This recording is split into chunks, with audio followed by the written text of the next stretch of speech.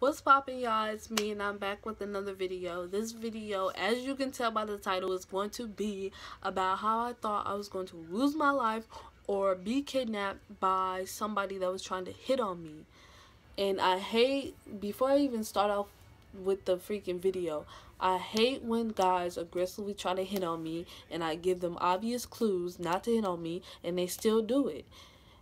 It irritates me. It's like, why? Like, I could say I have a boyfriend and he'd still be like, oh, I can change that, or we can be friends, I can do you better. No, you can't. If I say I have a boyfriend, I have a boyfriend. That's your cue to exit stage left, okay? Or right, whatever side you're standing on. But it's just the fact that I just hate that. It's just disrespectful to me and my relationship. So, let me start y'all by saying this started mid-January-ish. And it was my friend's little birthday, before birthday, after birthday get-together thing. So I was like, okay, and we talked about it before. We talked about it on the phone, and I was like, yeah, hookah, that's fine. We're both 18, so let's do it. And then, because at that time, I think you could be 18 to smoke, but they changed the law. You gotta be, I think, 20 to smoke. So I'm not really worried about it because I'm not a smoker anyway, but I wanted to try hookah.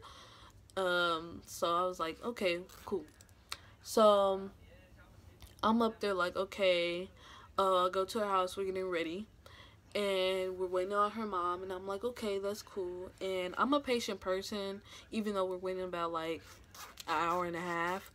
So she's like, okay, a whole bunch of other people, a whole bunch of her friends are going to meet us at the restaurant that we're supposed to be eating at before we go to the hookah place. And I'm like, okay, that's cool. So I'm like, so who's all coming? She's like, her little cousin and I think 2 or 3 other of her friends. And I'm like, okay, cool. So her mom gets there, her mom's getting ready, and she's like, she gotta drop her little brother off to her grandma's house. And I'm like, okay, that's cool. So we go to her grandma's house, and they're like, okay, come on, come in. And I'm just like, okay, I thought it was just gonna be a quick little drop off, but okay, that's fine. So I go in her grandma's house, and we waiting there for about, I don't know, probably 25 to 30 minutes, and we're waiting on her little cousin. So she's having me take a whole bunch of pictures of her or whatever, and I'm not mad or anything because, it's her birthday little weekend, so I'm like, okay, who wouldn't want to take pictures? Who wouldn't want their picture taken or whatever? So, and she was looking cute that day, so okay, I'll take pictures of you. So then we're basically on our way to the, like, okay, her cousin shows up. Her cousin, I don't know, I think she was like 16 or 17, one of them ages. And so I'm just like, I don't know if her little cousin is coming with us to the hookah lounge or not. So I'm asking her, I'm like, is your little cousin gonna come to the hookah lounge with us? And then she was like, I don't know, because I don't know how she's gonna get in, because she's not she's not our age. And I'm just like looking at her like, okay, I'm gonna let y'all figure that out. So we driving in separate cars. It's her little cousin, and her little cousin's mom in one car, and it's her mom, her, and me in the other car. So I'm just like, okay. So we drive to the little restaurant place or whatever, and I think either her cousin or her friend meets us at the restaurant place, and she's like, I guess her cousin was supposed to be our ride back. And I was like, wait, this is confusing. Why does she have to be our ride back? Like, what's happening? What's going on? And then she's like, I don't know, because my mom's going to try to come with us to the hookah bar. And I'm just like, I already knew what was going to happen. I already knew what was going to go down. I was just like, okay, that's cool. I was like, okay. I was still going to try to make it as lit as possible. I was going to try to make it as fun as possible. One, because I'm not a Debbie Downer. I'm not finna be like, oh, why is this happening? What's going on? And two, like, okay, your mom want to come? That's fine. That's fine. She joined the party, joined the litness too. So I'm like, okay, fine. So we up there, and she's like, we're still at the restaurant. She's like, oh my gosh, you guys, help me find hookah bars. Help me find hookah bars. And I'm like, we didn't have a hookah bar in mind before. So I'm just like, okay, cool. So I'm up there putting my little, search skills to test, going on the Googling up hookah bars. So I'm like, hello, hello, how old do you have to be to enter your hookah bar? How old do you have to be to enter your hookah bar? Is it ladies' night tonight? Do you have to be a certain age to enter your hookah bar? So I finally get to a hookah bar called Hookah Haven. It's all the way down the city. Never been there. That was my first time. That night was my first time going there, and it was horrible.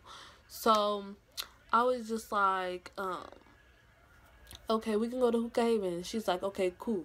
So we get in the car, separate cars. We all turn. I guess her and her cousin is texting back and forth, and I'm just like, do you know that your cousin is not gonna be able to get into that hookah bar? And then she's like, I don't know, but we gonna try and see. And then I was like, okay. So we waiting on them. We're parked the same in the same kind of space. We're parked in the same space. Two separate cars. Let me remind y'all. And then the cousin and the cousin's mom is doing their makeup in the car, and then we just wait. Me, the girl and her mom, we're waiting on them to get done with their makeup, and it's taking them like 20 to 30 minutes to do their makeup in the car. So I'm just like, okay, cool. Like, let me remind y'all, I'm a patient person. It takes a lot for me to be impatient. So it's just like, when it comes to other people in their situations, I'm patient. When it comes to mine, I'm not. So it's like, okay, that's fine, we can wait on them. So we get out the car. They finally done. We get out the car. We go in the hookah place. And we're waiting in line, and I took one Snapchat. We have one Snapchat of us in the hookah place. And that's us, like, getting ready to go and be like, talk to the people.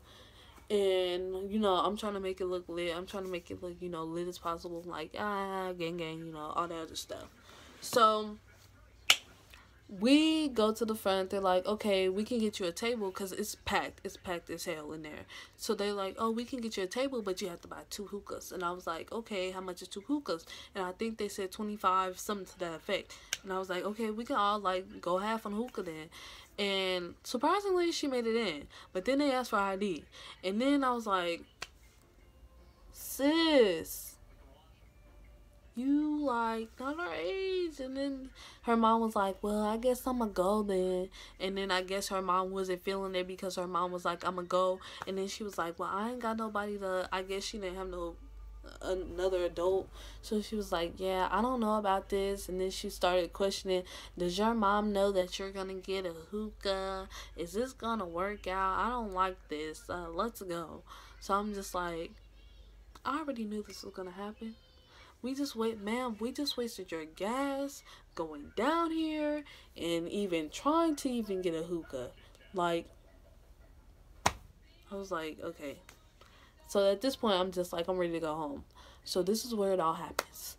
This is where the guy approaches moi. So she's mad. The girl is mad because her mom won't get us a hookah or whatever. So I'm just like, girl, you already knew this was going to happen. So no need to be mad. So we walk into the car or whatever, and somebody yells, hey. So I look over, like, I look out of my peripheral vision. I don't know if I said that right, but it's like a whole group of guys, like a whole bunch of group of guys, and they just like talking or whatever. And he like, hey, little mom, come here, let me holler at you real quick. And I'm just like, my heart stopped. Like, I'm just like, oh my gosh, like, this is like my worst fear. I hate groups of dudes. I hate being around groups of dudes, especially at night. And thank goodness I was with them, because if I was by myself, I would have been scared. I wouldn't have known what to say. So I'm up there. I hurry up. I'm speed walking to the car. I'm like, dude, open the door, open the door, open the door. They're not opening the door. So I'm just like, oh dang, I forgot that freaking part's on child lock. So I go to the other side of the door, and I hurry up and get the door. I shut my door, and the girl has her door open, and I'm like, shut your door. And then she's like, and then she about to shut her door, but he like stop her from shutting her door, and he like he's standing in the door frame, like, and I'm just like, I'm in the back like, Lord, please help me now. Please, please, please help me now. And he looked like one of them dudes that be like carrying a strap on them at all times. Like, I'm just like, I'm shook. I'm temporarily shook. So then he like, what you scared for, little mama? You ain't gotta be scared. What's up? What's up? What's good? And I'm just like, I'm not scared. I was like trying to play it off. I ain't scared. And then he was like, oh, so what y'all finna get into? Where y'all going? And then her mom was like, oh, we ain't going nowhere. We just about to go to a friend's party or whatever. It's a little family get together. And he was like, oh, that's good. That's what's up. Let me get your number. And I'm just like, so I'll give him my number. But as soon as he get my number, that shit's going on blocked. So I give him my number because I gave him my real number only because, like, if he was trying to call my phone and it was a fake number, I didn't know what he would, like, try to do. So I gave him my number and he was like, all right, I'm going to call you. He was like, I was like, all right. And then she was like, all right. So they closed the door. On my way home, I swear to goodness, he was calling me like 27, probably 30 times in a row. I'm like, dude, why is this dude calling me? So I put my phone on mute. Then I'm up here trying to block his phone call, I'm up here trying to block the contact, but every time he calls me, it's like it interrupts me trying to block it. So I'm just like, oh my gosh, like this is irritating. So I get home, I tell my boyfriend the situation. My boyfriend is like livid. He is like mad. Who did this to you? Who walking up on you? On the G, I swear I'm gonna get him. I'm like, okay, like, calm down, cause like, I'm like shook right now. Like, I didn't know what would happen if I would have like not gave him the right number or gave him the wrong number and he would have called it. Like, I don't know what he would have did. And he looked like he was pretty high or drunk off something. So I don't know. But girl, I almost lost my life. I would never go out. Like, that day, I was like, nah, I'm not going out again. Now, I went out to a couple of other places, but I wasn't, like, out, But moral of the story is, I don't know. There is no moral of the story. Give them your number, block it. There you go. Anyway, that was it for today's story time. If you like the story time, please give it a thumbs up. Don't forget to comment down below if you want to see something different, something new. I got y'all. Subscribe to me. I got 34 subscribers. Your girl is doing good, okay? I'm doing good in the neighborhood. I'm trying to, stay up with this YouTube thing. Millie rocking on anybody's block. You feel me? I'm just excited. Thank you guys for subscribing to my page. Thank you guys, my channel. Thank you guys for staying with me through the movement. I love you guys. Thank you so much. And until next time, peace.